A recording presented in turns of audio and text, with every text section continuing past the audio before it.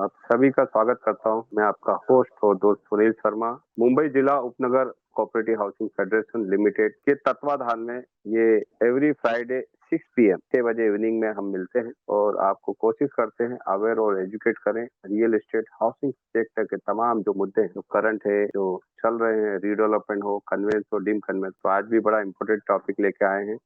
हमारे साथ में मौजूद है advocate Ajit Mandrekar sir. Sir स्वागत है आपका। आज टॉपिक है हमारा चैलेंजेस इन ड्रीम conveyance and how to overcome them. ड्रीम कन्वेंस किस तरह से चैलेंजेस होता है और उसको कैसे हम रिजॉल्व कर सकते हैं। आप सभी पार्टिसिपेट का मैं स्वागत करता हूं as a advisor from Mumbai Jilla Upnagar cooperative housing federation, जिसके चेयरमैन हैं सीए रमेश प्रभु जी और सेक्रेटरी हैं श्रीमती तेजस्वी अभिषेक गोसालकर। ये हाउसिंग फेडरेशन के आप मेंबर भी बन सकते हैं। हम नंबर भी शेयर कर रहे हैं आपके, और इसमें फेडरेशन का जो हाउसिंग दरबार लगने वाला, उसमें आकर आपकी problem local area committee LAC का कॉन्सेप्ट है। हर एक वार्ड में, उपनगर में जो हम एलएसी कमेटी बनाई गई जा रही है, उसमें भी आप जुड़ सकते हैं। आपको नंबर है 02242551414। ये फेडरेशन का नंबर है। फेडरेशन एज पर लॉ आपको हाउसिंग सोसाइटी को मेंबर बनना जरूरी है, और एजुकेशन और ट्रेनिंग का जो जिम्मेदारी है सरकार डिपार्टमेंट की फेडरेशन का होता है। तो आगे बढ़ते हुए Mumbai Jilla Upnagar cooperative housing federation के एज ए एडवाइजर मैं आप सभी का स्वागत करता हूं। Good evening to all. आप सभी का स्वागत है। तो सर आपका स्वागत है इस प्लेटफॉर्म में। इसमें हम एवरी फ्राइडे 6 पीएम मिलते हैं और कोशिश करते हैं फेडरेशन के बिहाफ कि हम लोगों को, जो हमारा बेस है, फेडरेशन का बेस होता है एजुकेशन एंड ट्रेनिंग, लोगों को गाइड करना, हाउसिंग सोसाइटी सरकार क्षेत्र में जितने तमाम लोग हैं उन लोगों के लिए। तो आज इस प्लेटफॉर्म में आप टॉपिक भी बड़ा अच्छा चुना सर आपने, challenges in deem conveyance and how to overcome. मतलब चैलेंज है तो उसका रिजोल्यूशन भी है। तो जी मैं आगे बढ़ते हुए, हाँ, तो मैं आपका स्वागत करता हूं अजीत जी। और हम लोगों के जो सवाल होंगे, लास्ट में सवाल भी लेंगे, लेकिन पहले आप इस विषय को बड़े विस्तार और बड़े डीप में आप इसके एक्सपर्ट हैं और काफी काम करते हैं डीम कन्वेंस और हाउसिंग सोसाइटी के तमाम इश्यूज पे। और हम चाहेंगे कि हाउसिंग फेडरेशन के ज्यादा से ज्यादा मेंबर बने, जिसमें आपको बहुत सारी फैसिलिटीज मिलेगी। आप कॉल कर सकते हैं 02242551414 पर, और मेरा नंबर भी मैं शेयर कर रहा हूँ 9920378133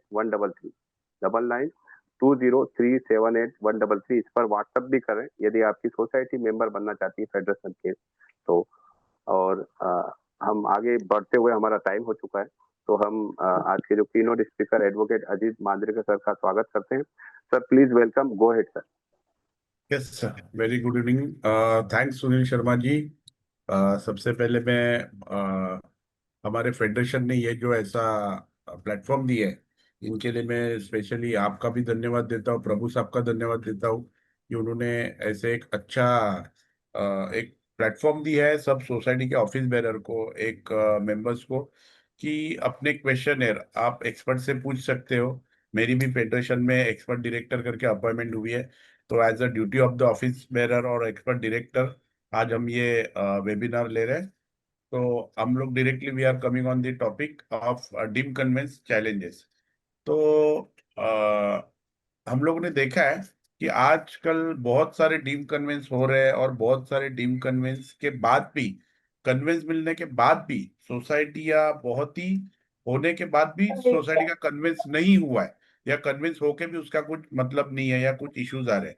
तो ये सबसे पहले चीज समझना है कि चैलेंजेस कन्विंस और डीम कन्विंस, ये चीज समझना है, क्योंकि बहुत बार लोग करते रहे हमारा कन्विंस हुआ है तो डीम कन्विंस करना जरूरी है, या डीम कन्विंस हुआ है तो कन्विंस करना जरूरी है। तो सबसे पहले मैं ये कहना चाहूंगा कि कन्विंस और डीम कन्विंस ये एक ही है। यानी आपको टाइटल आपके सोसाइटी का आपके सोसाइटी के नाम पे कर, जैसे आपकी सोसाइटी की जो लैंड होती है, वो लैंड का अग्रीमेंट बना के, कन्वेंट डीड बना के सोसाइटी के नाम पे ट्रांसफर करना है। अभी जैसे ही सोसाइटी के नाम पे लैंड का टाइटल ट्रांसफर होता है और जो कन्वेंट डीड बनता है, उसके लिए बेशक हमको, जैसे सेलर होते हैं या वेंडर होते हैं, उनका सिग्नेचर जरूरी रहता है, आपके डेवलपर है उनका सिग्नेचर जरूरी रहता है, और सोसाइटी जो लेने वाले हैं उनका एक सिग्नेचर जरूरी रहता है।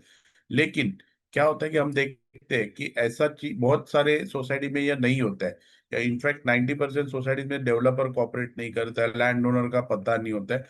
तो इसलिए 2010 में एक रिजोल्यूशन पास हुआ था जहाँ पे कॉम्पिटेंट अथॉरिटी फॉर्म की गई थी, और वो कॉम्पिटेंट अथॉरिटी के थ्रू डीम कन्वेंस देना शुरू किया गया था, जिसमें बहुत ही सिंपल और रेगुलर डॉक्यूमेंट, मतलब जो हमारे पास इजीली अवेलेबल होते हैं, ऐसे डॉक्यूमेंट्स में आप डीम कन्वेंस के लिए जा सकते हो।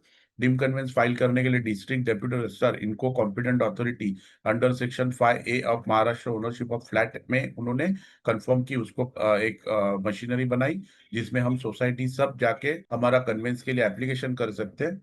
अभी डीम कन्वेंस, इन शॉर्ट, अगर कन्वेंस का डिफरेंस ऐसा है कि कन्वेंस ऐसा है कि जहाँ पे आपके लैंड ओनर डेवलपर आपको कोऑपरेट करते हैं, आपको कन्वेंस डीड रजिस्टर्ड करके देते हैं, वहां पे कन्वेंस होता है। और जहाँ पे लैंड ओनर डेवलपर या कोई भी आपके कंफर्मिंग पार्टी है वो कोऑपरेट नहीं करते और कन्वेंस किसी कारण रुकता है, जो पार्टीज कोऑपरेट नहीं करते, तो you can go with the deem conveyance. जहाँ पे आपको कॉपरेशन नहीं मिलता वहां पे आप रजिस्ट्रार में जा सकते हो, डीडीआर में, वहां से आपका डीम्ड कन्वेंस ले सकते हो। तो ये सिंपल है, जहाँ पे आपको कॉपरेशन मिल रहा है, इजीली हो रहा है, तो कन्वेंस ही मिलता है। You can approach before the competent authority and you take the conveyance. Conveyance और deemed conveyance ultimately transferring your title in favour of the society. तो कन्वेंस हो या डीम कन्वेंस हो, या कन्वेंस होगा या डीम कन्वेंस होगा, कन्वेंस के बाद डीम कन्वेंस या डीम कन्वेंस के बाद कन्वेंस, ऐसा कहीं पर भी चीज नहीं होता। आपको एक बार आपका फ्लैट, जैसे हम फ्लैट खरीदते हैं वैसे हमारा अग्रीमेंट रजिस्टर्ड होता है, मेरे नाम पे फ्लैट होता है, तो वैसे ही जैसा आप कन्वेंटेड रजिस्ट्रेशन करते हो, टाइटल ऑटोमेटिकली सोसाइटी के नाम पे आ जाता है, इंडेक्स में आपको इंस्टेंटली आपके नाम दिख सकते हैं, सोसाइटी के ऑफिस बेरर जिस रजिस्टर किया वो, आपका शेड्यूल ऑफ द प्रॉपर्टी, पूरा सब चीज आ जाता है। तो it is a very simple process है रजिस्ट्रेशन का। वो होने के बाद आपका पूरा लैंड रिकॉर्ड भी आजकल ई म्यूटेशन में ट्रांसफर हो रहा है अच्छी तरह से, तो उसमें भी कुछ ज्यादा तकलीफ नहीं है।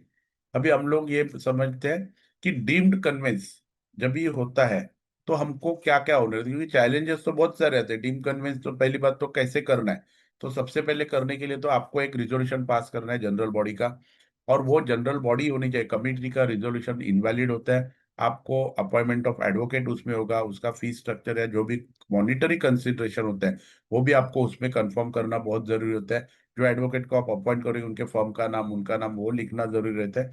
एंड उनको ये रिजोल्यूशन देने के बाद you can proceed for the deem conveyance with the advocate, या जो भी आपने अपॉइंट किया हुआ है वो पर्सन के साथ आप डीम कन्वेंस के लिए जा सकते हो।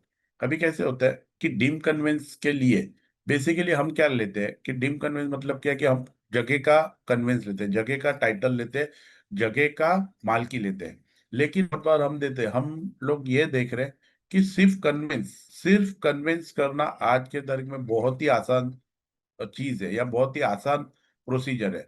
लेकिन एक प्रॉपरली टाइटल डिराइव करना और वो टाइटल आपको डेवलपमेंट पर्सपेक्टिव रखना, ये बहुत ही इंपॉर्टेंट है। क्योंकि बहुत सारे हम लोग अभी आयो come across more than 300 societies का हमने खुद कन्विंस किया है। अभी जब हम ये देखते हैं तो हमको ये एक थोड़ा सा समझ में आ रहा है, या हमको ये एक ऑब्जर्व कर रहे हैं कि डीम कन्विंस के टाइम पे, एप्लीकेशन बनाने के टाइम पे बहुत सारा चीज मिस हो रहा है, यानी मे बी वो कोई गलती से छोड़ रहा है, या कोई उसका इंपॉर्टेंस नहीं देख रहा है, या उसमें कभी सोसाइटी भी ध्यान नहीं देती है। ऐसे सारी चीज मैं बताऊंगा जो आप सबको उसमें आगे डीम कन्वेंस एप्लीकेशन में, यार आपके जो भी डेफिशिएंसी होगी डीम कन्वेंस की, वो रिजॉल्व करने के लिए आपको काम में आएगी। तो सबसे पहले आप जब भी डीम कन्वेंस एप्लीकेशन फाइल करना है या डीम कन्वेंस एप्लीकेशन बनाना है, तो सबसे पहले बात, आपको पूरा आपका जो एक मुफा का अग्रीमेंट हुआ रहता है, आपका लैंड ओनर का, अपना डेवलपर का, और हर एक मेंबर के साथ जो जनरल अग्रीमेंट हुआ रहता है, वो अग्रीमेंट आपको पूरा पढ़ना है। वो अग्रीमेंट में अगर आप देखोगे तो ऐसा लिखा होता है, ये डेवलपर ने जगह किससे ली, ये डेवलपर ने जगह कैसे डेवलप की, उसके कौन से परमिशंस लिए, ये जगह लेने के टाइम पे वो कौन से डॉक्यूमेंट एग्जीक्यूट किया, टाइटल उनको कैसे मिला। And last at the this agreement एक टाइटल सर्टिफिकेट लगाया जाता है, जो कोई भी एडवोकेट सॉलिसिटर ने दिया हुआ रहता है। वो टाइटल सर्टिफिकेट से आपको रिकन्फर्म करना है टाइटल की, भाई ये जो लिखा हुआ है उसमें क्या है, और वो टाइटल के हिसाब से आपको पूरा एप्लीकेशन फ्रेम करना है या ड्राफ्ट करना है। क्योंकि बहुत बार क्या होता है, जनरली हम एक्स वाई, यानी हम लोग ने देखा हुआ है एप्लीकेशन में, जब भी डम कन्वेंस का एप्लीकेशन बनाते हैं सिर्फ डेवलपर को पार्टी बनाया जाता है, और उसके अगेंस्ट में हम लोग ऑर्डर भी लेके आते हैं, डीम कन्वेंस रजिस्टर्ड भी करते हैं। But it is regret to inform you that ऐसे कन्वेंटेड रजिस्ट्रेशन होने के बाद भी प्रॉपर्टी कार्ड पे या 7/12 एक्सट्रैक्ट पे आपका नाम सोसाइटी का एंडोर्स नहीं होता है। तो एक चीज समझना जरूरी है कि अल्टीमेटली कन्वेंस के बेसिकली एक थोड़ा मैं क्या चाहूंगा रुक के, 3 स्टेप्स होते हैं। एक स्टेप है आपका डीम कन्वेंस का एप्लीकेशन बनाइए, डीम कन्वेंस फाइल कीजिए, डीम कन्वेंस कॉम्पिटेंट अथॉरिटी में आपका प्रोसीड कीजिए एप्लीकेशन, उसका ऑर्डर लीजिए, ये एक स्टेप हो गया। सेकेंड स्टेप है आपका डीम कन्वेंस का ऑर्डर और डीम कन्वेंस का कन्वेंटेड, ये आपको रजिस्ट्रेशन करना है। जो कलेक्टर ऑफ स्टैम्प और सब रजिस्टर, ये दो अथॉरिटीज वहां पे आती है। ये सेकेंड स्टेप हुआ कि आपका एडजुडिकेशन करके रजिस्ट्रेशन कीजिए और इंडेक्स टू लेके आइए। और थर्ड लास्ट जो स्टेप होता है, it is a endorsement of the land record, में भी वो प्रॉपर्टी कार्ड होगा या 7/12 एक्सट्रैक्ट होगा। तो उसमें आपको समझना है कि ये अल्टीमेट जो आपका एंड होता है कन्वेंस का, वो endorsement of the land records के बाद होता है। अभी अगर आपके लैंड रिकॉर्ड्स में लैंड ओनर का नाम है और आपने, जैसे मैंने कहा कि हम लोग बहुत सोसाइटी देखते हैं कि कन्वेंस के लिए सिर्फ डेवलपर का ही नाम लेके कन्वेंस एप्लीकेशन बना के प्रोसीड कर दिए, तो वो सिचुएशन में आपको कन्वेंस होता है, वो रजिस्टर्ड भी होता है, लेकिन लैंड रिकॉर्ड पे जब भी आप जाते हो तो तलाटी, तहसीलदार या सिटी सर्वे ऑफिसर आपको एक लेटर देता है कि आपके सोसाइटी के डीम कन्वेंस में XYZ डेवलपर का नाम है, पर आपके कन्वेंस में जो 7/12 उतारा पे या 7/12 एक्सट्रैक्ट में या आपके सिटी सर्वे के प्रॉपर्टी कार्ड में लैंड ओनर्स के नाम है, आपने वो कंसीडर नहीं किया एप्लीकेशन के लिए, तो आपका प्रॉपर्टी कार्ड पे नाम या 7/12 पे नाम नहीं आ सकता, ये लिखित में देता है। फिर सोसाइटी जग जग जाती है, आती है और बोलती है अरे हमने तो कन्विंस किया, हमने बिल्डर को पार्टी भी बनाया, हमारा हियरिंग भी हुआ, हमारा ऑर्डर भी हुआ, फिर भी हमारा सिटी सर्वे ऑफिस में ऐसा लेटर लिखा है कि हमने लैंड ओनर को पार्टी नहीं लिया। तो ये 100% राइट है। डेवलपर के पास टाइटल सिर्फ नहीं होता है, आपको आपके अग्रीमेंट से आपको समझना जरूरी है कि आपका टाइटल लैंड ओनर के पास है, प्रेजेंट लैंड रिकॉर्ड आपको निकालने हैं, ये सब। तो अभी जब ये सिचुएशन होता है, इसलिए हम हमेशा कहते हैं सबसे पहले डीम कन्वेंस जब भी आप एप्लीकेशन बनाते हो तो हर एक को ऑब्जर्व करना बहुत जरूरी है कि आपका एक सर्च लेना जरूरी होता है। कि बहुत बार लोग सर्च नहीं लेते, या एडवोकेट भी हमारे जो है फ्रेटर्निटी में वो भी सर्च लेना थोड़ा सा इग्नोर करते हैं। But I always advise to all the societies, आपको सर्च लेना ही है। सर्च लेके आपको कोई कॉन्ट्राडिक्टरी डॉक्यूमेंट अपना टाइटल को हार्म कर रहा है या कोई थर्ड पार्टी राइट्स उसमें इशू हुए या प्लांट हुए, वो वेरीफाई करना ही है। क्योंकि एक बार लैंड रिकॉर्ड्स में अगर कोई एंट्री इफेक्टेड है सब रजिस्टर में, तो it will ultimately impact your title of the property. और अगर आप उनको कंसीडर नहीं करते हो डीम कन्वेंस एप्लीकेशन में, तो आपका फिर से ये डिम कन्वेंस में डिफेक्ट रह जाएगा। तो ये सब चीज समझना आपको जरूरी है कि आपको डिम कन्वेंस एप्लीकेशन बनाने के टाइम पे पहले सर्च लेना है। अगर आपके पास कोई कॉम्पिटेंट कोर्ट का ऑर्डर है या कोई भी थर्ड पार्टी राइट्स के लेटर करस्पॉन्डेंस है, तो वो सब चीज आपको कंसीडर करके ही आगे जाना है। क्योंकि बहुत बार ऐसे होता है कि हमारे पास कोई ऑर्डर आया हुआ रहता है, हम वो देखते नहीं या इग्नोर करते हैं, लेकिन उसका जब भी इम्पैक्ट प्रोसीडिंग चालू होती है DDR के सामने या कॉम्पिटेंट अथॉरिटी सामने, वो ऑर्डर प्रोड्यूस किया जाता है। वो ऑर्डर प्रोड्यूस होने के बाद वो एडवोकेट अपॉइंटेड को भी नहीं मालूम होता है कि आपका ये मैटर हुआ है, तो उसमें बहुत सारी दिक्कत आती है। तो 11th आवर पे आपको उसका रिजोल्व करने के लिए टाइम नहीं मिलता है, तो फिर वो एप्लीकेशन आपका रिजेक्ट हो सकता है, या आपको रिजेक्शन लिबर्टी के साथ हो सकता है, या आपको विड्रॉ करना पड़ता है। तो ये सब चीज 11th आवर का जो भी इश्यूज होने के, अच्छा, आप इमीडिएटली ये एप्लीकेशन ही करने के टाइम पे ये सब चीज देखना बहुत जरूरी है। अभी उसके बाद सबसे बहुत इंपॉर्टेंट चीज है, that is the area, area of the your claim, जो आपने क्लेम किया हुआ area, entertainment of the society. ये बहुत मतलब बहुत इंपॉर्टेंट है, क्योंकि कन्वेंस हमेशा जो होता है उसका बेस ये होता है कि आपको एरिया कितना मिल रहा है। फॉर एग्जाम्पल 1000 स्क्वायर मीटर मिल रहा है, 1100 मिल रहा है, या 1255, 1285, जो भी होता है, क्योंकि अल्टीमेटली आपके फ्यूचर प्रोस्पेक्टिव में ये कन्वेंस बहुत ही अहमियत रखता है। और आपको ये प्रोस्पेक्टिव डेवलपमेंट के लिए काम में आता है, क्योंकि अल्टीमेटली एवरेज अगर हम लोग देखेंगे मुंबई का डेवलपमेंट में, तो डेवलपमेंट में फॉर एग्जाम्पल 1000 स्क्वायर मीटर का प्लॉट है, तो अल्टीमेटली 2.7, 3.24 ऐसे FSI हमारे यहाँ पे नॉर्म्स चलते हैं। तो आप अगर 100 मीटर भी कम एरिया लेते हो तो अल्टीमेटली 3 टाइम्स आपका उसका बेनिफिट जाता है, मतलब 300 मीटर। तो ये बहुत ही बड़ा डेफिशिएंसी होता है रीडेवलपमेंट में, और ये फिजिबिलिटी में डेफिनेटली आपको इम्पैक्ट करेगा और आपके रीडेवलपमेंट का फिजिबिलिटी हार्म करेगा। तो it is a very difficult part to manage such kind of conveyance at the time of redevelopment, क्योंकि कन्वेंस होने के बाद फिर वो रेक्टिफिकेशन करना या फिर वो कॉरिजेंडम निकालना या हाईकोर्ट में जाके उसमें फिर आपको वो क्लैरिफिकेशन देना, फिर से रिमांड बैक करके डीडीआर में ना, वो लंबा प्रोसेस है। और उसमें सोसाइटी का टाइम, वक्त और आपका पैसा भी उसमें जाता है। और सबसे बड़ी बात, तो ये पूरा प्रोसेस में कौन से टर्न में किधर सिनेरियो में अटक जाएगा वो भी हम नहीं बोल सकते, क्योंकि अल्टीमेट कोई ना कोई फिर एंड मोमेंट पे खड़ा होता है, कुछ ना कुछ एरिया के इश्यूज आते हैं, रोड के इश्यूज आते हैं, तो वो सब चीज में और कॉम्प्लिकेशन आते हैं। तो I always request all societies, आप एप्लीकेशन बनाने के लिए 15 दिन में बनाते हो, 8 दिन में बनाते हो, और 10 दिन लो और 15 दिन लो, लेकिन एप्लीकेशन आप प्रॉपरली पूरा वेटिंग करके ही बनाए।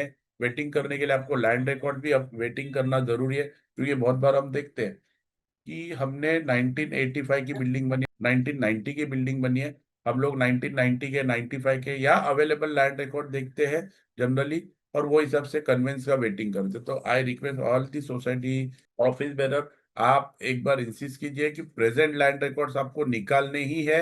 अगर आप 2025 में हो, 2024 में हो, कभी भी हो, जब भी आप कन्वेंस करोगे, अगर आपको 2 महीने बाद करना है तो 2 महीने बाद के लैंड रिकॉर्ड्स आपको निकालने हैं। और आजकल बहुत सारे लैंड रिकॉर्ड ऑनलाइन मिलते हैं, 712 एक्सट्रैक्ट आपको ऑनलाइन मिलता है, प्रॉपर्टी कार्ड आपको ऑनलाइन मिलता है, ये 2 रिकॉर्ड्स आपको वेरीफाई करने ही है। वो आप जैसे ही वेरीफाई करोगे, उसके बाद आपको प्रेजेंट लैंड का आपका स्टेटस समझता है कि उसमें आपके कितने लैंड ओनर्स अभी जिंदा बताए हैं, या कोई डिसीज बताया है क्या, या कुछ रोड कटिंग उसके बाद हुआ है क्या, या फिर उसका सीटीएस नंबर चेंज हुआ है, अमेलगमेंट हुआ है, डिवीजन हुआ है। तो ये सब चीज आपको प्रेजेंट लैंड रिकॉर्ड्स के हिसाब से पूरा समझ के ही आपको प्रोसेस करना है। क्योंकि बहुत बार हम लोग देखते हैं कि कोई सोसाइटी ने जूनियर सीटीएस नंबर लिए, प्रोसेस किया, और जब भी हम लोग कन्वेंस लेके आते हैं तभी हम देखते हैं अरे वो अभी वन फॉर एग्जाम्पल अगर सीटीएस नंबर 128 नंबर का सीटीएस नंबर होगा, आज उसमें 3 पार्ट हुए। एक पार्ट गवर्नमेंट ने रोड में लिया, एक पार्ट गार्डन में लिया, और हमारा सीटीएस नंबर में ए बी सी हुआ। हमने 1 to 28 जो भी सीटीएस नंबर लिया, लेकिन ए बी सी नहीं लिखने के कारण फिर से आपके लैंड रिकॉर्ड्स अटक जाते हैं। तो इट इज ऑलवेज एडवाइजेबल, आपको प्रेजेंट लैंड रिकॉर्ड्स वेरीफाई करने हैं, आपको प्रेजेंट लैंड रिकॉर्ड्स समझने हैं। उसमें कोई भी कॉन्ट्राडिक्टरी एंट्री आता है, या कोई भी एंट्री अगर आपको इन फ्यूचर तकलीफ देने वाली है, तो आपको अभी से उसको पार्टी बनाना है, उनको समझना है। अगर उसमें वो यूएलसी की भी अगर अदर राइट्स में पार्टी है, तो आपको यूएलसी के कॉम्पिटेंट अथॉरिटी को भी पार्टी बनाना है और हियरिंग आपको चलाना है। ये बेसिक आपको एप्लीकेशन में देखना ही है। ये देखे भी अगर आप एप्लीकेशन करते हो तो ये अल्टीमेटली डिफेक्ट अगर इसमें आ जाते हैं, तो अभी रिसेंटली हाईकोर्ट का ऐसा जजमेंट आया कि कॉम्पिटेंट अथॉरिटी कॉरिजेंडम देने के लिए ऑफिशियली ऑथोराइज नहीं है। तो ये एक समझना जरूरी है कि आपको सब सोसाइटी को आपको अगर देखना है तो उसमें एप्लीकेशन प्रॉपरली कीजिए, उसके बाद ये हम लोग जा सकते हैं। अभी बहुत बार ऐसे होता है कि बिल्डिंग जनरली 2 क्लास में डेवलपमेंट होती है, एक होती है स्टैंड अलोन बिल्डिंग और एक होती है लेआउट की बिल्डिंग।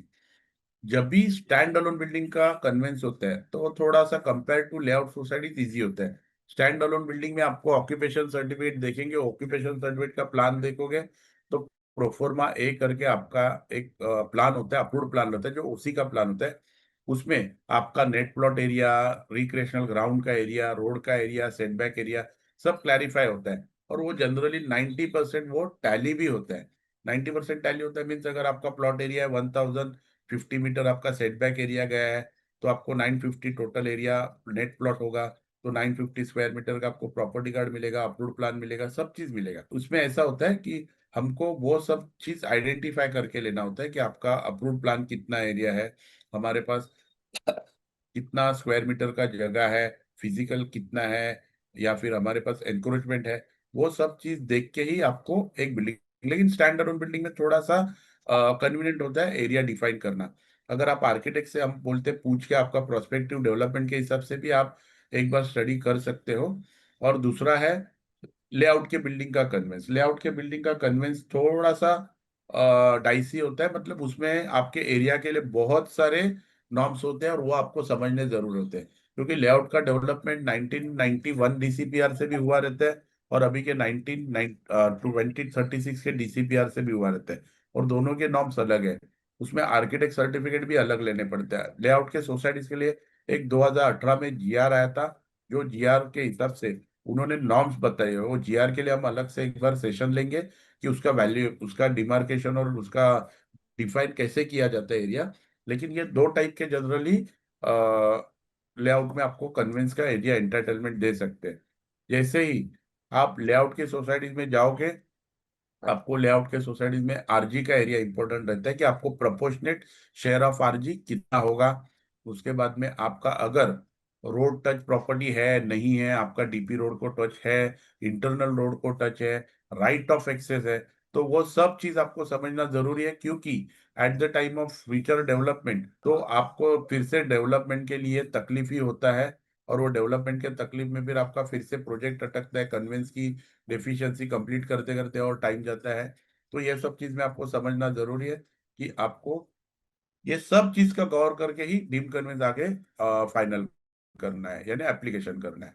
अभी जैसे हमने देखा कि बहुत बार सीटीएस नंबर और सर्वे नंबर ये हम लोग जब भी जनरली डालते हैं तो उसमें एक जनरल मिस्टेक होता है कि हमारा सीटीएस नंबर जो होता है, जो eight the time of development होता है और अभी, ये टैली करना इसलिए जरूरी है क्योंकि बोरीवली में ऐसे बहुत सारे चीज ऐसे हुए हैं कि विलेजेस भी चेंज हुए। पहले जो एक्सर विलेज था वो बोरीवली विलेज हुआ है, पहले जो मनपेश्वर विलेज हुआ था उसकी बाउंड्रीज चेंज हुई है। तो ऐसे सब चीज में विलेजेस का हमको इशू जनरली सबअर्बन में आ रहा है। उसके बाद में कुछ लेआउट में भाड़ा में गए, कुछ लेआउट प्राइवेटली डिक्लेयर्ड हुए, कुछ रोड में जाके उनके लेआउट नेचुरली सब डिवीजन हुए, तो उसमें अलग अलग सीटीएस नंबर हो रहे हैं, और ये मोस्टली लिंक रोड साइड पे हमने ऑब्जर्व किया है। तो ऐसे लिंक रोड जो भी डीपी रोड में टच है, क्योंकि लिंक रोड इन जनरल जब भी डेवलपमेंट हुआ वो टाइम पे, जो डेवलपमेंट के टाइम पे वो बिल्डिंग्स वहां पे बनी थी, उनके सीटीएस नंबर में पार्ट कुछ सीटीएस नंबर एक्विजिशन भी हुए, उसमें उनको बेनिफिट दिए। मेट्रो जब भी गई, मेट्रो में उनके कुछ एक्विजिशन हुए, तो बहुत सारे सीटीएस नंबर का उसमें थोड़ा करेक्शन आया हुआ है, एरिया भी करेक्शन हुआ है। तो वो सब चीज देख के ही आपको आगे जाना है।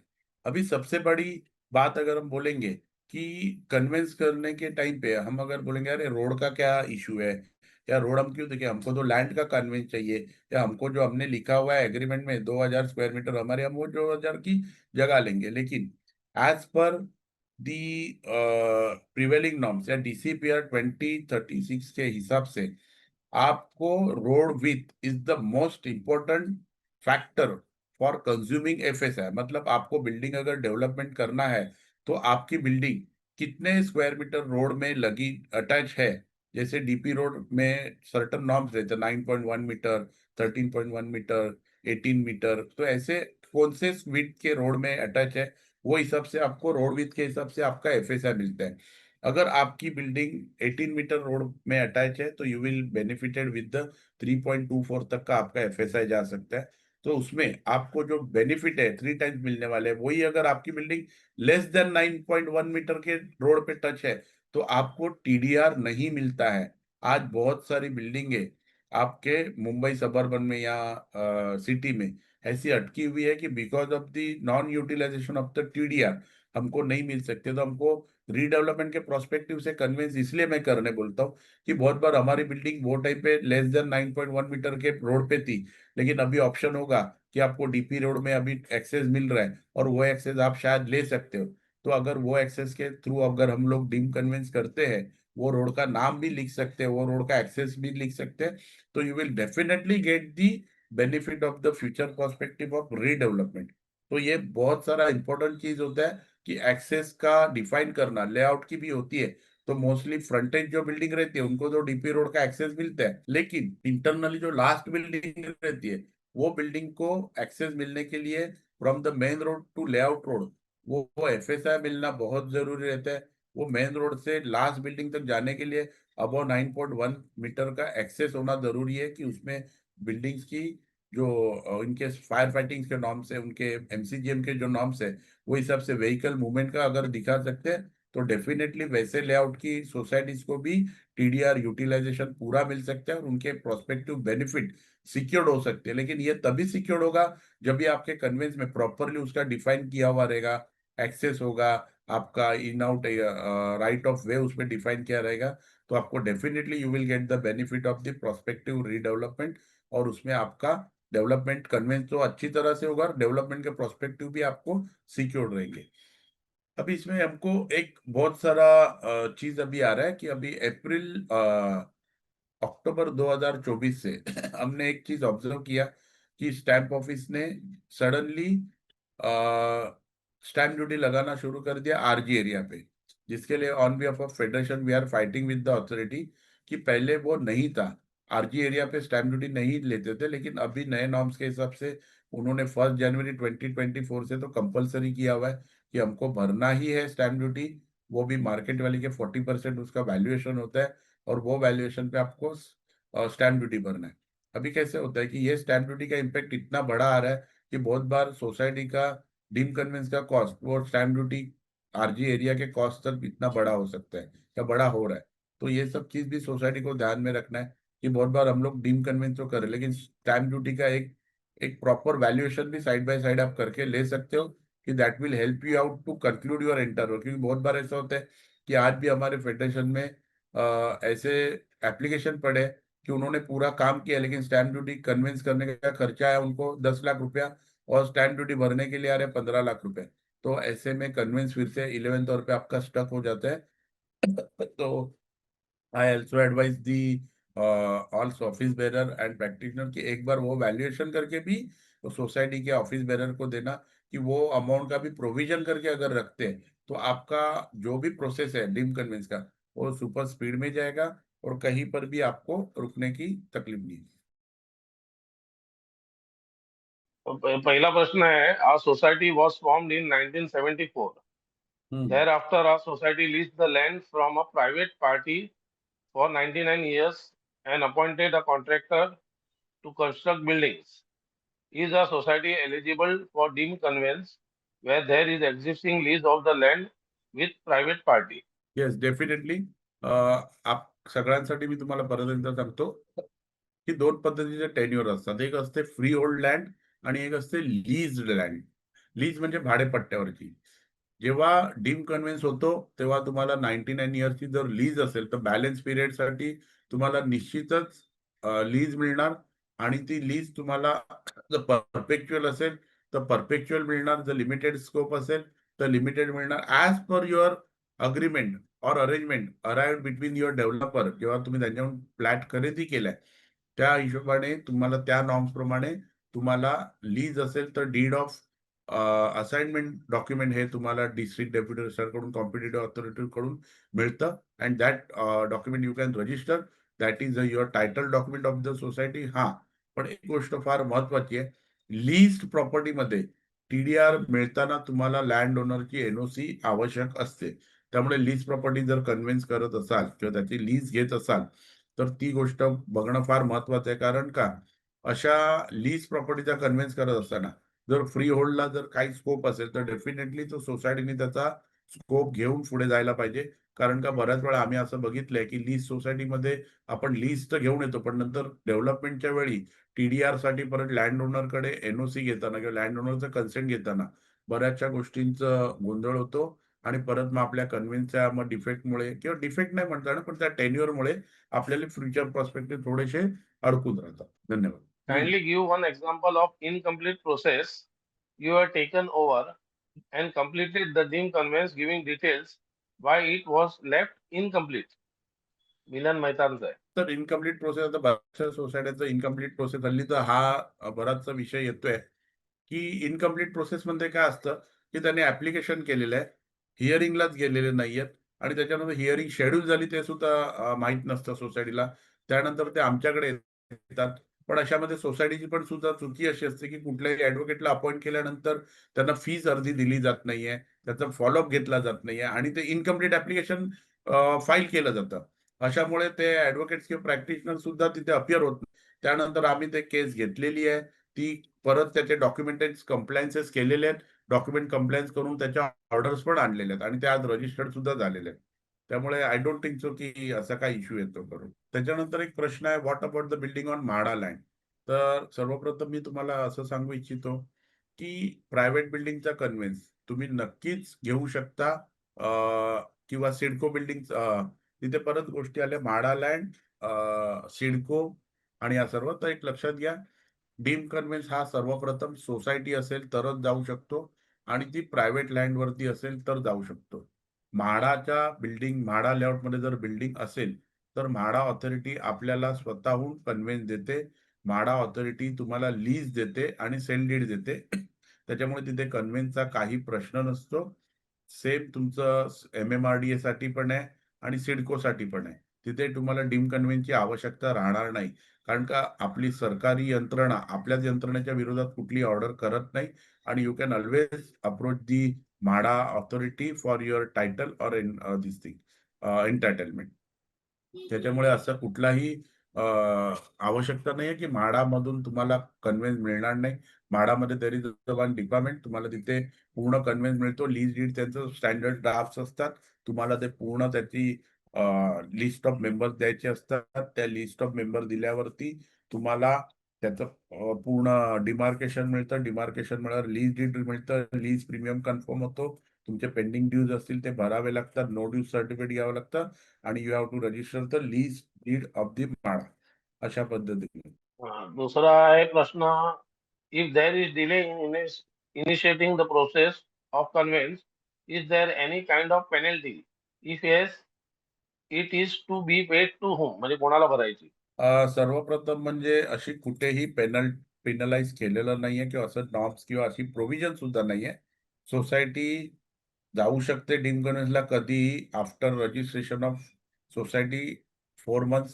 Society may approach to the deem conveyance for competent authority for deem conveyance, जी आपल्या महाराष्ट्र ओनरशिप ऑफ फ्लॅट ऍक्टची प्रोव्हिजन आहे. त्यानंतर तुम्हाला कधीही किती लेट झालं असेल किंवा ऑर्डर घेऊन तुम्हाला रजिस्ट्रेशनसाठी लेट होतंय किंवा रजिस्ट्रेशन ऍडज्युडिकेशन झाल्यावर रजिस्ट्रेशन होतं, अशी पेनल्टी नसते. ते स्टॅम्प ऑफिसच्या नॉर्म्स मधली जर पेनल्टी असेल, जसं इंडिव्हिज्युअल मेंबरनी अग्रीमेंट बनवलाय, त्याची स्टॅम्प ड्युटी नाही भरली आहे, त्याच्यामध्ये जर पेनल्टी असेल तर ती इंडिव्हिज्युअल मेंबरला भरावी लागते. बट अशी डीम कन्व्हेन्स लेट झाल्या म्हणून कुठलीही पेनल्टी कुठलीही सरकारी यंत्रणा घेत नाही. एक्सप्लेन करायला सांगितलं. रूल्स अँड प्रोसिजर्स सेम आहेत का NMMC ला आणि सिडको एरियाला? तुमच्या सिडकोच्या ज्या बिल्डिंग्स असतात त्याचे पण रूल्स वेगळे आहेत आणि त्याचं डेफिनेटली त्याचं प्रोसेस पण वेगळा आहे. आज आपला विषय जो आहे तो डीम कन्व्हेन्स आणि त्याचे कम्प्लायन्सेस आणि त्याचे लूप होल्स काय आहेत त्याचे मार्गदर्शनवरती आपण त्याच्यासाठी वेगळं सेशन घेऊ, तेव्हा आपण त्याच्याबद्दल बोललं जाईल. Okay, thank you. Kindly give one example of, हे झालं मगाशी, approximately time taken for day one if all documents perfect, 6 months or 12 or more? तर ऑल डॉक्युमेंट जर परफेक्ट असतील तर शक्यतो, कारण का it is depend on the how they you are assigning the practitioners and all. पण बऱ्याचशा गोष्टींमध्ये असंही असतं की तुम्हाला शक्यतो डीम कन्व्हेन्सची हिअरिंग सुरू झाल्यापासून 2 ते 3 महिन्यामध्ये at the most within 3 to 4 months तुमचं डीम कन्व्हेन्सच्या ऍप्लिकेशनची ऑर्डर होते. त्यानंतर 1-2 महिन्यामध्ये तुमचं ऍडज्युडिकेशन होऊ शकतं आणि 14 दिवसाच्या नोटीस नंतर रजिस्ट्रेशन. म्हणजे आमच्या हिशोबाने किंवा आम्ही जे जनरली काम करतो ते 1 वर्षाच्या आत पूर्ण करायचं आमचं टार्गेट असतं. मिनिमम 5 ते 6 महिने जातात आणि मॅक्झिमम 1 वर्षाच्या आत हे काम झालंच पाहिजे, तरच तुम्हाला त्याचं प्रॉपरली रिलीफ इन टाइम मिळू शकतो. आणि ते होतं जनरली. आम्ही आज 300हून जास्त सोसायट्या केल्यात तर होतं. नंतर आहे गुणवंत सरांचा परमार्थ. What about register societies under SRA, developed under SRA scheme? तर हा खरंच चांगला प्रश्न आहे मिस्टर परमाजींचा. आत्ताच म्हणजे रिसेंटली आता आम्ही केली पण एक सोसायटी. आता SRAच्या जर सोसायट्या असतील सेल बिल्डिंग मधल्या, तर सेल बिल्डिंगच्या सोसायट्यांना सुद्धा डीम कन्व्हेन्स मध्ये आपण घेऊ शकतो आणि डीम कन्व्हेन्स ऍप्लिकेशन फाईल करू शकतो. त्या डीम कन्व्हेन्स ऍप्लिकेशनच्या मार्फत तुम्हाला डीम कन्व्हेन्स मिळू शकतो. पहिलं काय होतं की SRAच्या सोसायटीचं कुठलंही धोरण नव्हतं किंवा SRAच्या सोसायटीना कन्व्हेन्स सेल बिल्डिंगना कसं मिळेल तर त्याच्यावरती धोरण नव्हतं. पण नुकतंच त्यांनी एक GR काढला आणि SRA मध्ये जर सोसायटी सेल बिल्डिंग मध्ये जर डेव्हलप झालेली असेल आणि सेल फ्लॅट्स असतील तर त्या मेंबर्सना कन्व्हेन्सचा अधिकार दिलेला आहे आणि ते डीम कन्व्हेन्सला ऍप्लिकेशन करू शकतात आणि तुम्हाला तिथे डीम कन्व्हेन्स मिळू शकतो. फक्त कंडिशन ही असते, रिहॅब कंपोनंटला आज डीम कन्व्हेन्स नाही करू शकत कारण का त्या अंडर प्रोव्हिजन ऑफ म्हाडा नसतात, त्यांनी विकत मोफा नसतात, त्यांनी ते फ्लॅट अलॉटेड असतात, विकत घेतलेले नसतात. आणि SRA मध्ये सेल बिल्डिंग मध्ये प्रत्येक फ्लॅट ओनरने ते फ्लॅट डेव्हलपरकडून, विकासकाकडून विकत घेतलेली असते, त्याचं कन्सिडरेशन दिलेलं असतं. त्यांच्या अग्रीमेंटमध्ये त्या महाराष्ट्र ओनरशिप फ्लॅट प्रमाणे त्यांना कन्व्हेन्स देणं हे बंधनकारक असतं. त्या उद्देशाने आणि त्या प्रोव्हिजन प्रमाणे अंडर सेक्शन 5A ला ते ऑथॉरिटी दिलेली आहे मोफाची. आणि त्यामुळे competent authority has a right to try the matters and application of the societies which has been formed under the SRA norms. त्यामुळे ते होऊ शकतात नक्कीच. ओके. नंतर प्रश्न आहे एजंटचा. Our society has got conveyance order. This is under adjudication and register has asked for stamp duty from few individual members. Can society get the order of deemed conveyance and members pay that later rather than holding the conveyance deed? No, it is absolutely something is wrong is happening in the process. Basically, understand one thing. आपको convince deed के ऊपर जो stamp duty valuation होता है, it ultimately depends on the valuation of the members agreement. जैसे हम लोग, अगर मैं एक सिंपल नॉर्म बताता हूँ, हमारे लैंड का FSI कंज्यूम्ड हुआ है फ्लैट्स में. अगर आपके फ्लैट के सब डॉक्यूमेंट रजिस्टर्ड हो गए, मैं लेआउट की सोसाइटी की बात नहीं कर रहा हूँ क्योंकि उसमें वैल्यूएशन थोड़ा सा डिफरेंट रहता है, बट इन लेआउट आपको एक समझना जरूरी है कि स्टैंड अलोन बिल्डिंग में आपकी एक बिल्डिंग की एक ही लैंड है, एक लैंड के ऊपर एक CTS नंबर है, एक CTS नंबर में एक ही बिल्डिंग खड़ी है. वो लैंड का पूरा FSI आपके फ्लैट्स में कंज्यूम किया है. आपके फ्लैट्स अगर 100% रजिस्टर्ड है तो आपको सिर्फ 500 पर मेंबर इतना ही स्टैंप ड्यूटी आपको भरना है. आपको इसके अलावा कोई भी ज्यादा स्टैंप ड्यूटी नहीं आएगा. और आपको 30,000 रुपीज रजिस्ट्रेशन फीस, जो 10 मेंबर हो, 25 मेंबर हो या 2,000 मेंबर हो, उसमें standard registration fees is 30,000 rupees.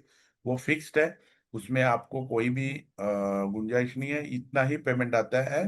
और आप जो बोल रहे हो कि स्टैम्प ड्यूटी भरे बगैर आपका कन्वेंस डीड रजिस्टर्ड नहीं होता है और नहीं होगा, तो आपको एनीवेज आपको स्टैम्प ड्यूटी भरना बहुत जरूरी है. उसके बाद ही वो एडजुडिकेशन होगा और उसके बाद ही आपको रजिस्ट्रेशन के लिए आपको कन्वेंस डीड सर्टिफाइड करके मिलेगा. तो it is a mandatory provision of the act. You have to pay the requisite stamp duty on conveyance deed, and thereafter you will be entitled for the registration of your conveyance deed, where you will get the index to instantly. आता Yeah. भरतभाईंचा आहे. Our society Hmm. is on BMC land, given this for 60 years. Not 10 years left. It is a self-redevelopment building. Have lease draft, but not register and sign. Lease amount is paid every year, time to time. How we can go for redevelopment? Sir generally ये BMC land जो रहती है वो lease पे जब भी दिया जाता है तो उसका रिन्यूअल होता ही है. ऐसा नहीं कि BMC लैंड का लीज खत्म हुआ तो आपको एविक्शन कर देते. वो रिन्यूअल होता है. आपको रीडेवलपमेंट के लिए स्टेट डिपार्टमेंट से आपको NOC भी मिलती है. तो you can definitely utilize the FSI TDR, जो भी होगा वो देखा जाएगा. सिर्फ इसमें 2-3 चीजें देखनी जरूरी है, which is not possible to explain me on this session. तो हमको एक सिर्फ मैं फॉर जनरल नॉलेज एक बता रहा हूँ कि BMC लैंड जनरली जब भी आपको दिया जाता है तो एक वो लैंड होती है जो BMC स्टाफ को दिए जाती है, उसका एक अलग नॉर्म्स है. उसके लैंड के टाइटल के लिए BMC के कुछ कंडीशन अलग होती है.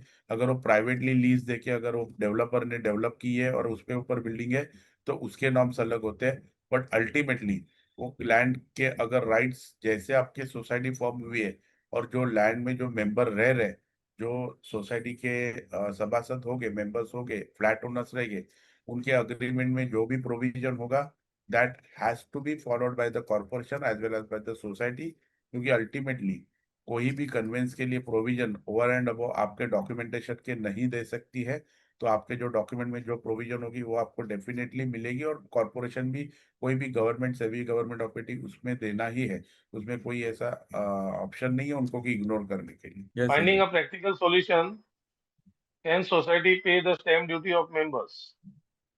Recover through adding in maintenance bill. Yes definitely. क्योंकि अभी बहुत बार हम लोग ये ऑब्झर्व कर रहे हैं, कोरेसाहेब, आता आम्ही जेव्हा बिल्डिंगचं कन्व्हेन्स करतो तेव्हा अशा बऱ्याच गोष्टी येतात की मेंबर पैसे असून सुद्धा स्टॅम्प ड्युटी भरत नाहीये आणि त्यांच्या इंटरनल काही इश्यूज असतात म्हणून ते भरले जात नाही.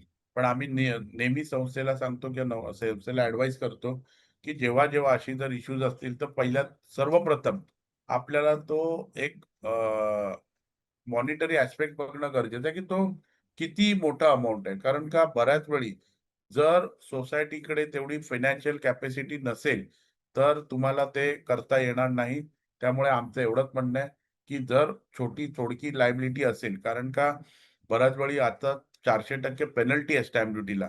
जर 2 लाख स्टॅम्प ड्युटी भरायची आणि 8 लाख पेनल्टी, तर त्याचे 10 लाख रुपये सोसायटीला भरणं निश्चितच मोठी हेवी अमाऊंट आहे. पण जर 10, 20, 25, 50 जे सोसायटीच्या आवाक्यात असेल, तर मी ऑलवेज सोसायटीला सांगतो, you just pay it out the dues. जे स्टॅम्प ड्युटी जे ऑफिशियल पेमेंट करणं आहे त्याला द्या. पण society can definitely pay the stamp duty on behalf of the member. पण तुम्ही त्या मेंबरला इंटिमेट केलं पाहिजे. लीगल नोटीस एक त्याला गेली पाहिजे. त्याला इंटिमेट केलं पाहिजे की तुमची स्टॅम्प ड्युटी आता आम्ही भरत आहोत आणि तुम्हाला जर ही स्टॅम्प ड्युटी रिफंड करायची आहे, जर नाही केली तर आम्ही मेंटेनन्सला लावू. प्रॉपरली त्याला इंटिमेट करून करा की जेणेकरून त्याला त्याचं नॉलेज असेल. कारण का बऱ्याच वेळा असं होतं की संस्था कम्युनिकेट करत नाही प्रॉपरली आणि त्यांच्याकडून काहीतरी मिस कम्युनिकेशन मध्ये अशा गोष्टी निघतात की आम्ही स्टॅम्प ड्युटी भरायला तयार होतो, पण आम्हाला संस्थेने कम्युनिकेट केली नाही, त्यामुळे आम्ही भरली नाही. तर संस्थेने त्यांना प्रॉपरली कम्युनिकेट करा. And if they are confirming the payment of the stamp duty, you can definitely pay the stamp duty on behalf of the that member to the stamp office. Mister Kailash Chandwani, आपका कुछ बोलना है, बोलिए ना. कैलाश चंदवानी, आपने कुछ hand raise किया है. हा, मांजरेकर साहेब, आपण छानपैकी माहिती दिलीत, परंतु आपला स्पीड फारच होता आणि बऱ्याचशा गोष्टी यामध्ये मिस झालेल्या आणि त्यातले काही क्वेश्चन आता रेज झालेत, बऱ्यापैकी क्वेश्चन्स. तर जेव्हा आपण ऍप्लिकेशन पहिल्यांदा टाकतो तर तुम्ही म्हणाले होते की कोणीतरी चांगला ऍडव्होकेट अपॉइंट करा म्हणून.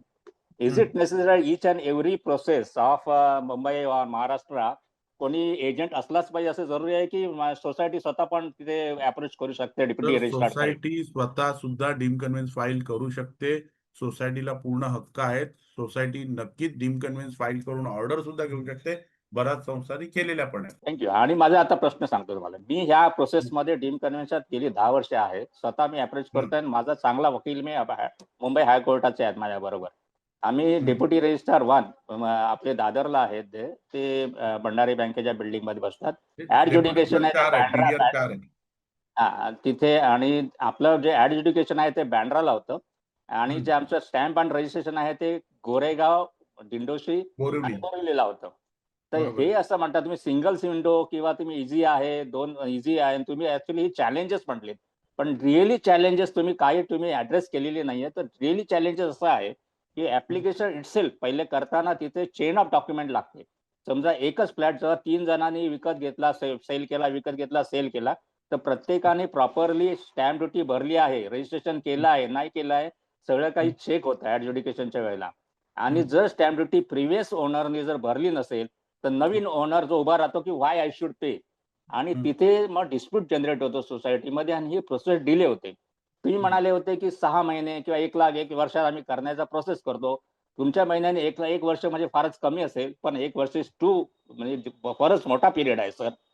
हे डीम कन्व्हेन्स सारखी गोष्ट व्हायला 1 वर्ष का लागेल? आता माझा प्रश्न की जेव्हा स्टॅम्प ड्युटी रजिस्ट्रेशन भरतो त्यावेळेला मुद्दामून मी शब्द वापरतोय, स्टॅम्प रजिस्ट्रेशनला इंडेक्स 2 ते अटॅच करत नाहीत रजिस्ट्रार तिथे स्टॅम्प ड्युटीवाले, आणि मग त्यासाठी सर्टिफाईड कॉपीसाठी तिथे परत त्यांना फी भरावी लागते.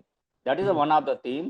आणि अजून एक गोष्ट आहे की तिथे तुम्ही जेव्हा आपलं डीम कन्व्हेन्स झाल्यानंतर जेव्हा आपण प्रॉपर्टी कार्डवर नाव घालायचं असतं सोसायटीचं, त्यावेळेला बरेचसे, फॉर एक्झाम्पल एनएचा डॉक्युमेंट लागते, त्याशिवाय तुमचं प्रॉपर्टी कार्डवर नाव जात नाही. शिवाय कमी जास्त प्रमाणपत्र लागतं, त्याशिवाय होत नाही. आणि दुसरी गोष्ट, real challenge of the deem conveyances, जोपर्यंत तुम्ही त्या प्रत्येक स्टेजसाठी पैसे देत नाहीत तोपर्यंत तुमचं काम होत नाही. आणि डीम कन्व्हेन्सची कामं 3-3, 4-4, 5-5 वर्ष लोकांची होत नाहीयेत मुंबईमध्ये. हे तुम्ही ऍड्रेस केलेलं नाहीये. This is a real challenge to the Mumbai. जे घरं घेतलेली आहेत आणि जे डीम कन्व्हेन्स करू पाहतायत किंवा जे स्टॅम्प ड्युटी रजिस्ट्रेशन करून जे प्रॉपर्टी कार्ड अपडेट करू पाहतात, त्यांच्यासाठी this is a real challenge that you have not address. Hand over, please carry on please. Regar साहेब. साहेब, आपलं नाव काय? माझं नाव कैलाश चेंडवणकर. कैलासजी, आपण चांगलं सांगितलं, पण एक गोष्ट तुम्ही लक्षात घ्या, तुम्ही सुद्धा या क्षेत्रात आहे. तर करप्शन जी आहे, हे काय तुम्ही आणि मी एकटे मिळून तर काय करू शकत नाही. याच्यासाठी सर्व संस्थांनी एकत्र काहीतरी करणं गरजेचं आहे. सर्व संस्थेनीच नाही तर सर्व समाजाने एकत्र येणं गरजेचं असतं. हे तुमच्या किंवा माझ्या हातात नाही. आज आम्ही फेडरेशनच्या माध्यमातून बऱ्याचशा गोष्टी ऍड्रेसेस करत असतो. प्रभू साहेब सुद्धा बरेचसे चांगले चांगले नवीन नवीन त्यांना एक चांगले मार्गदर्शन करत असतात. पण कसं असतं की ही आपली जी भारतातली जी सिस्टम आहे, ही काय एका दिवसात बदलणारी नाहीये. म्हणूनच आपण अशा फेडरेशनच्या माध्यमातून आपण ह्याच्यामध्ये काम करत असतो. दुसरी गोष्ट, तुम्ही जे चेन डॉक्युमेंट म्हणता ते थोडंसं तुम्हाला माहीतच असेल, चेन डॉक्युमेंट सर्व मेंबर्सचं लागत नाही. चेन डॉक्युमेंट्स हे फक्त 2013 नंतर जर रिसेल झाले असतील तर त्यांचंच लागतं. त्याच्यामुळे चेन डॉक्युमेंटची आवश्यकता नाहीये हे मी हक्काने सांगू शकतो, कारण का मी सुद्धा 300हून जास्त सोसायट्यांच्या कन्व्हिन्स केलेल्या आहेत. आणि हा जो प्रश्न होता की 1 वर्ष लागतं किंवा 4 वर्ष लागतात.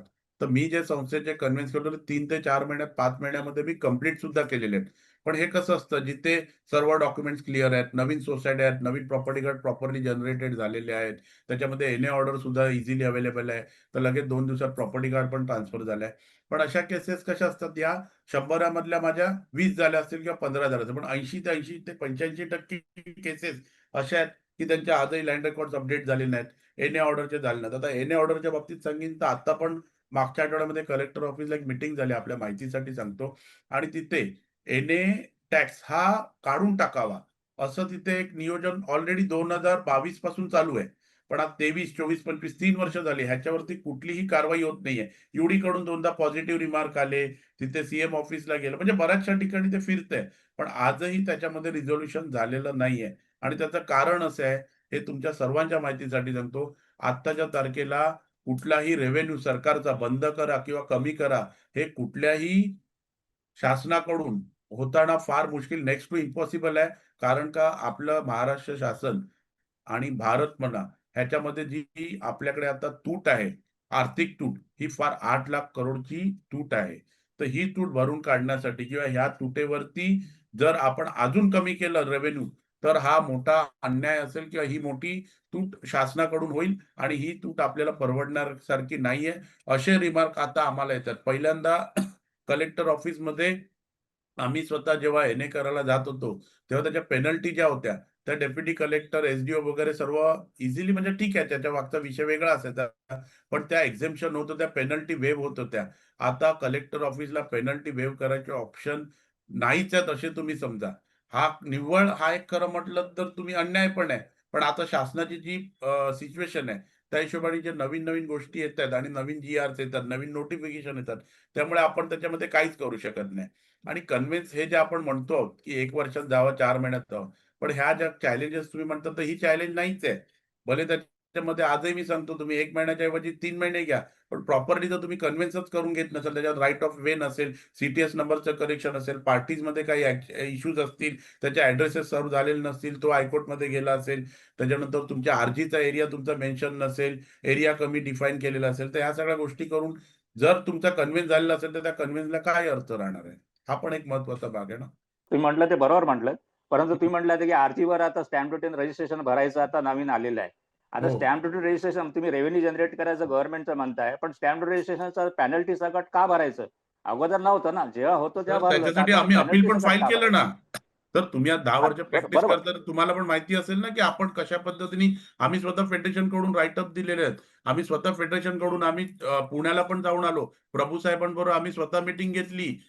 जेव्हा पुण्याहून जेव्हा आयजीआर इथे आले होते, त्यांनी आम्हाला भेटायला सुद्धा करकूर केली. प्रभू साहेबांच्या माध्यमातून आम्ही तिथे मीटिंग घेतली. तिकडे त्यांना समजवलं, की हा अन्याय आहे सोसायट्यांवरती. त्याच्यानंतर आम्ही बरेचसे हाउसिंगला डिपार्टमेंटला तिथे डेलिगेशन दिले. त्याच्यानंतर कलेक्टर ऑफ स्टॅम्पला भेटलो, सुप्रिटेंडेंट ऑफ स्टॅम्पला भेटलो. अपील सुद्धा फाईल केलं. अपील सुद्धा विरोधात गेलेलं आहे आपल्या सोसायटीच्या. तसं बघायला तर बरोबर आहे. तुम्ही बराचसे मेहनत घेतलेली आहे. प्रभू साहेबांनी घेतलीच आहे. आपल्या जेव्हा कोरोनाच्या अगोदरपासून हा आपला हे सेमिनार आणि हे हाऊसिंग फेडरेशन आपल्यासाठी काम करते लोकांसाठी, आणि very good approach. Advocate Ajit Manjrekar sir हे डीन कन्व्हेन्सचे कामं करतात आणि म्हणून त्यांची सर्व्हिसेस इकडे आम्हाला खूप फायदेशीर पण पडते. तर कोणाला जर डीन कन्व्हेन्स संबंधात असेल तर ते अजित मांजरेकर सरांना कॉन्टॅक्ट करू शकतात. आणि इवन प्रभू सरांच्या ऑफिसमध्ये पण डीन कन्व्हेन्स होते अंधेरीचे. आणि आता मी बरेच दिवसांनी आज परत जॉईन झालोय, कारण आता सुनील शर्मा बघतात आहे होस्ट म्हणून सगळं. तर मी सगळ्या प्रेक्षकांचे धन्यवाद मानतो आणि अजित सर आणि बाकी जे काही स्पीकर येऊन गेले असतील. तुम्हाला माहिती आहे मी पण मुंबई जिल्हा उपनगर कॉपरेटिव्ह हाऊसिंग फेडरेशनचा एक्सपर्ट डायरेक्टर आहे आणि माझे कलिग आहेत अजित मांजरेकर सर, ते पण एक्सपर्ट डायरेक्टर आहेत. आता आजचा सुविचार आपण घेऊ. एक, कोणतेही कार्य हे अडथळ्याशिवाय पार पडत नाही. कोणतेही कार्य हे अडथळ्याशिवाय पार पडत नाही. शेवटपर्यंत जे प्रयत्न करीत राहतात, शेवटपर्यंत जे प्रयत्न करीत राहतात, त्यांनाच यश प्राप्त होते. त्यांनाच यश प्राप्त होते. सर मला असं बोला. विचारायचं होतं की समजा एकापेक्षा जास्त म्हणजे सोसायटीमध्ये बिल्डिंग आहेत, एक बिल्डिंग पूर्ण कम्प्लीट झाली आणि समजा त्याची ओसी आली तर त्याचं पार्ट कन्व्हिन्स होऊ शकतं का? चांगला प्रश्न आहे सर. आता हा विषय बराचसा गाजलेला विषय आहे, कारण का काही ऑर्डर अशा रिजेक्ट झाल्या होत्या. पण आम्ही आत्ताच रिसेंटली अशी ऑर्डर आणलेली आहे. जर ऑक्युपेशन सर्टिफिकेट बिल्डिंगचं मिळालं असेल, हा जनरली जो विषय आहे हा लेआउटच्या सोसायटीमधला आहे. तर लेआउटच्या सोसायटीमध्ये जर एक बिल्डिंग पूर्ण झालेली असेल, तर ऑक्युपेशन सर्टिफिकेट सुद्धा असेल, तर त्या सोसायटीचा ऑक्युपेशन सर्टिफिकेट प्रमाणे जो मिळणारा एरिया असेल, तो डिफाईन करून डीम कन्व्हेन्स DDR4 आता कन्व्हेन्स देत आहे आणि आम्ही सुद्धा घेतलेला आहे. तर डेफिनेटली तुमच्या प्रश्नाचं उत्तर हो आहे, की तुम्हाला पार्ट बिल्डिंगचा म्हणजे पार्ट प्रोजेक्टचा ओसी मिळाला असेल, तर तुम्हाला निश्चितच त्याचा कन्व्हेन्स मिळू शकतो. ठीक आहे. Thank you sir. थँक्यू. धन्यवाद sir. Thank you very much all.